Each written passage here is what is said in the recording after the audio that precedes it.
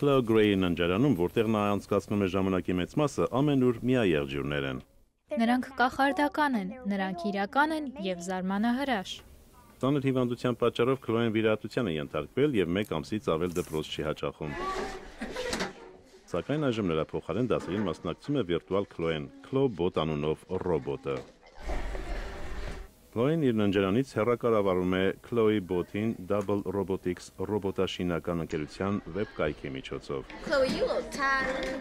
100 աստիճանի լայնանկյուն ոսպնյակների շնորհիվ Քլոեն տեսնում է իր դասարանը։ Նա նաև լսում է իր ուսուցչուհուն։ First thing that we do, raise your hand and tell me.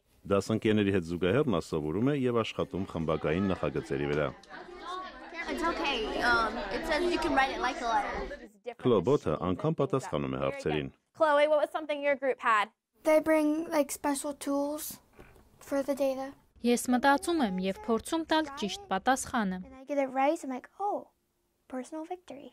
Woo.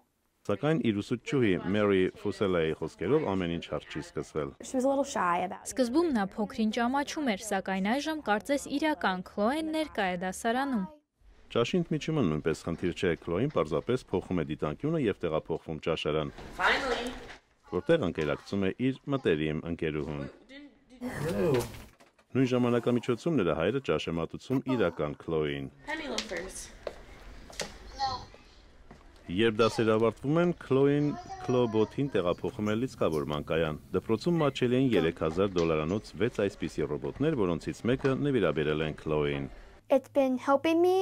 Քլոբոթը ինձ անչափ օգնում է։ Այդուհանդերձ Քլոին չի կարոտի իր վիրտուալ կրկնակին, երբ վերադառնա դպրոց։ Առայժմ դա նրա համար հնարավոր լավագույն լուծումն է։ We might go on planets and collect data. Ամերիկայի ձայն, Վաշինգտոն։